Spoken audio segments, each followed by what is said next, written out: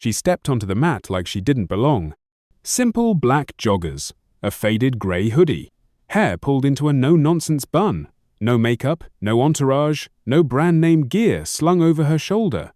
Just a woman in her late 30s walking into the Apex Jiu-Jitsu Academy, the most prestigious martial arts school in Boston, like it was any other Tuesday. Except it wasn't. It took less than a minute for the room to size her up. Whispers fluttered through the air like dust kicked up on an old floor. Phones subtly angled for photos. Some students smirked. Others didn't bother hiding their confusion. "What's she doing here?" one guy muttered. "Lost on the way to yoga," another joked. Then came the voice that cut through the murmur scum, confident but razor-sharp. "Let's be clear," said Blake Carter, the Academy's head instructor. "This isn't a self-esteem seminar. This is real training, real sweat, real bruises." He was tall, built like a prizefighter, with a black belt cinched around his waist, and the kind of swagger only defeat can't touch. A former MMA regional champ turned jiu-jitsu coach, Blake had cultivated a reputation as both the technician and a tyrant, revered by some, feared by others, and completely convinced of his own legend. He stepped forward, eyes locked on the new arrival. "You here for a tour, ma'am?" he asked, condescending emphasis on the last word. "Number, I'm here to train." Some students chuckled. Blake didn't. Not yet. "Name?" "Rachel Wynn." He rolled the name around in his mouth like it tasted wrong. "Well, Miss Wynn, we run things a little different around here. You don't just show up and jump into class. You observe first. You learn what this is about." "I already did. Online. I'd like to join today's fundamentals session." Blake's smile didn't reach his eyes. "Look, we get women here all the time. But this isn't cardio kickboxing or spin class. If you want to burn calories, I can recommend a few places down the block." Rachel didn't blink. "I've already paid for 3 months. I'm ready." A hush fell over the room. No one spoke to Blake like that, especially not whoever she was. For a long moment, he just stared at her. Then he shrugged. "You're cool, but don't say I didn't warn you." Class began with warm-ups. Rachel moved through each drill with quiet precision mount transitions, shrimping, forward rolls. Her form was unassuming, nothing flashy, nothing dramatic. But sharp-eyed students noticed the small things.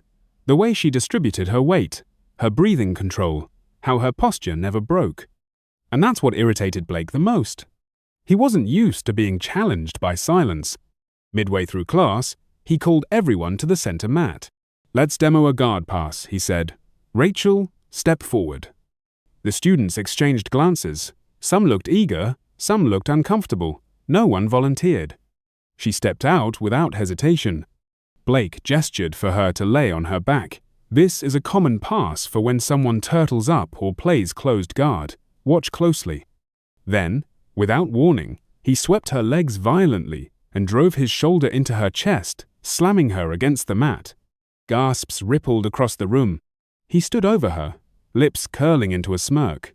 "This is why proper training matters," he said loudly. "No amount of online videos can save you from poor fundamentals."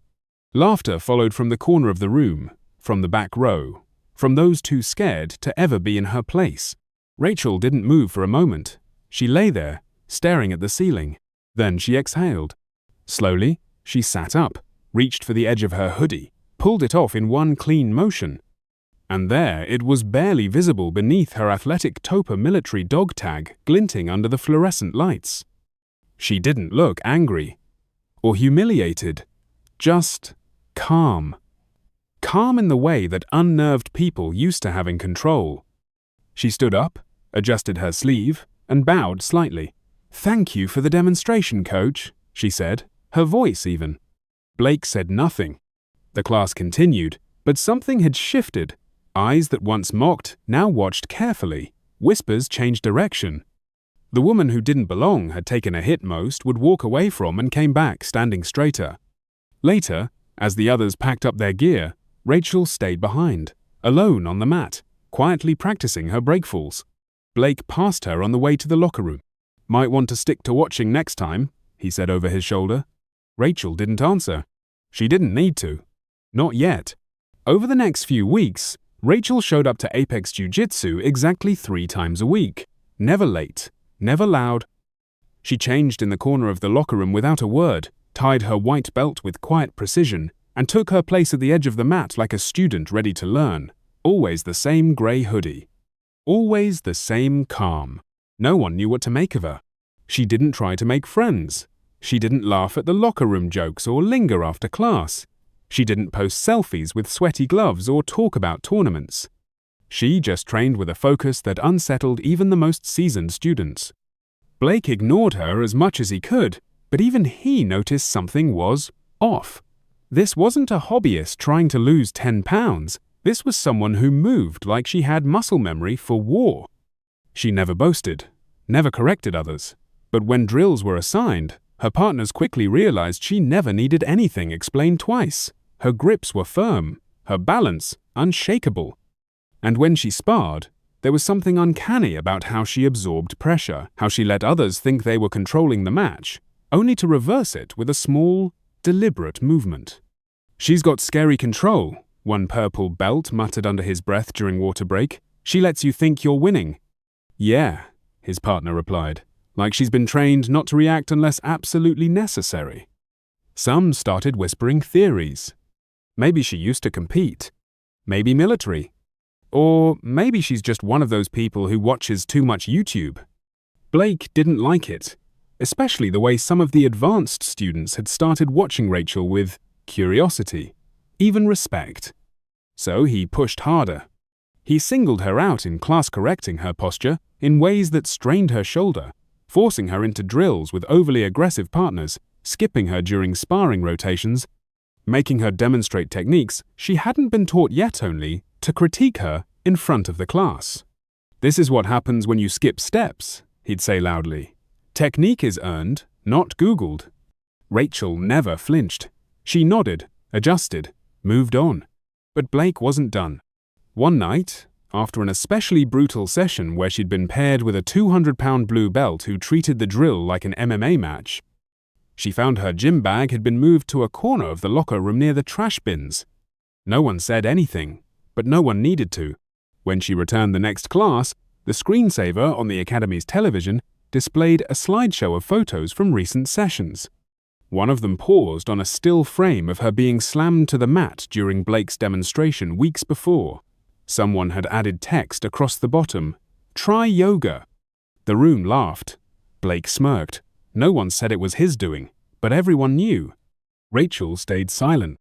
Later that evening, as she was wiping down mats in silence, tasked with cleaning after being told she wasn't sweating enough to count, someone stood quietly at the edge of the mat. He was older, broad-shouldered, carried himself with a calm, solid presence that immediately drew the eye. Salt and pepper beard, civilian clothes, but unmistakably military in posture. "You don't belong here," he said. Rachel looked up, unoffended. "Meaning?" He stepped onto the mat. "I saw you in the VA clinic. Physical therapy wing. You were working on that double amputee vet's shoulder rotation. The way you guided his movement? That's not something you learn from a book." Rachel stood slowly, her eyes narrowing. "Name's James Wilson, Master Sergeant, retired. I taught combatives at Camp Lejeune, spent 20 years in the Corps." She nodded once. Recognition passed between them like a secret handshake. "You were infantry?" he asked. "Combat instructor, Marine Corps, 8 years. His eyebrows lifted. "That explains the eyes." He gestured toward her sparring scars. "And the knuckles." Then he leaned closer. "Why are you letting them treat you like this?" Rachel exhaled, slow and even. "Because sometimes you need to see what people are really like when they think you're nothing." James chuckled. "Still playing chess in a room full of checkers.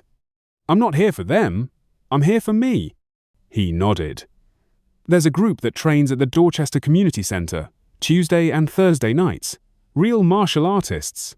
No egos. Come by." That week, she did. There, in a faded gym under flickering lights and peeling paint, Rachel found what she hadn't realized she was missing: respect. The kind that doesn't come from belts or plaques or Instagram clips. The kind earned through quiet excellence and mutual struggle. James watched her train and didn't hold back. "You've been holding back," he said after one session. I can't afford to draw attention." He looked at her for a long moment. "Then you better decide when you will." The Boston Open Jiu-Jitsu Invitational wasn't just any tournament. It was the kind of event where reputations were made, belts were earned, lost, and egos were either crushed or immortalized. Apex always showed up with a full team, led by none other than Blake Carter himself, eager to reinforce the image of dominance he worked so hard to build. Rachel Wynn had submitted her registration quietly, weeks in advance. Women's blue belt division. Her entry barely raised an eyebrow, just another white belt, with delusions of grandeur. Blake scoffed when he saw her name on the roster. "Cancel it," he said coldly. "She's not ready. She'll embarrass us." But it was too late. The registration had been processed, the fee paid, and the bracket locked. Under tournament rules, once confirmed, a competitor could not be removed without cause. Rachel had one foot in the ring, whether he liked it or not. He made sure everyone else knew it too. "She's doing this to prove a point," he sneered during practice. "Let her. Sometimes the best lesson is public failure." The morning of the tournament, Rachel arrived before dawn. No team shirt, no hype squad, just a plain black duffel bag, a calm expression, and a pair of worn dog tags hanging over her chest. She found a corner near the back of the venue and began stretching, her breath steady, eyes focused. The Apex team congregated near the center, laughing, prepping, warming up. Rachel was not invited. Claire Donovan, one of Blake's favorite purple belts, sauntered over just long enough to deliver a smirk. "Coach said you should stay out of the team photo. We're going for a certain aesthetic." Rachel nodded once. "Of course." She returned to her stretching. The women's blue belt division was scheduled for mid-afternoon. As the early matches played out, Rachel observed each competitor quietly. She noted grips, habits, weak sides. Strategy wasn't a game. To her it was instinct. At 12:13 p.m., everything changed. A voice boomed over the loudspeaker. "Attention, black belt division. Due to a last-minute medical withdrawal, we have a vacant spot. As per tournament protocol, the next eligible alternate will be advanced. Will Rachel Wynn please report to the registration table?" A wave of confusion rippled through the room. Rachel Wynn? In the black belt division? Blake shot to his feet, face flushed with disbelief. "That's a mistake," he barked, storming over to the official's desk. "She's not a black belt. She's a white belt at my academy. I personally evaluate my students. She's not qualified." The tournament director, a calm, sharp-eyed woman in her 60s, didn't flinch. "According to our verified paperwork," she said, turning her screen toward him, "Miss Wynn submitted credentials from a certified black belt sponsor, one Master Sergeant James Wilson, U.S. Marine Corps, retired, instructor-level combatives certification." Blake's jaw slackened. Wait, what credentials? Who the hell? But Rachel was already walking toward the mat, pulling on her competition gi. She tied her belt in silence, never once breaking eye contact with Blake. James Wilson appeared behind her, arms folded across his chest. "Staff Sergeant Wynn," he said quietly. "Ready?" She nodded. Blake was spiraling. "This is a setup. She never demonstrated black belt skills in my academy. She tricked us." Wilson raised an eyebrow. "Or maybe you just never bothered to look past her hoodie." The tournament director cleared her throat. "Mr. Carter, your protests are noted, but unless you're forfeiting, you're up next. You're her first opponent." Blake froze. "What?" The crowd leaned in. "Due to the bracket adjustment," she repeated, "you'll be facing Miss Wynn in round 1. It was poetic justice, a twist so perfect it felt scripted, but this was no fiction. And Blake Carter was trapped. The news spread like wildfire. By the time they stepped onto the mat, the audience had doubled. Phones were up. Coaches whispered nervously. Some cheered. Some just watched in stunned silence. Rachel bowed. Blake hesitated, then bowed back. The referee blew the whistle. Blake lunged forward, aggressively classic Blake. Heavy on pressure, fast on grips, designed to overwhelm. But Rachel didn't flinch. She sidestepped, redirected, and caught his sleeve mid-motion. The next 3 seconds were a blur. A clean sweep, a perfect grip transition, a lightning-fast move into S-mount. The next 11 seconds, an armbar so crisp it could have been used in instructional footage. Tap, tap, tap. 14 seconds. The entire match was over in 14 seconds. The crowd gasped. One voice rang out, incredulous. 14! Blake rolled away, face red, breathing hard. He didn't shake her hand. He didn't bow. He just stormed off the mat, humiliated. Rachel stood in the center, serene. She bowed to the referee, bowed to the judges, then turned toward the crowd. Phones flashed. Students from Apex looked on, stunned, speechless. Claire, the same woman who mocked her that morning, stared as if seeing a ghost. James Wilson approached her, voice low. Flawless. Clean kill. Rachel's voice cracked slightly.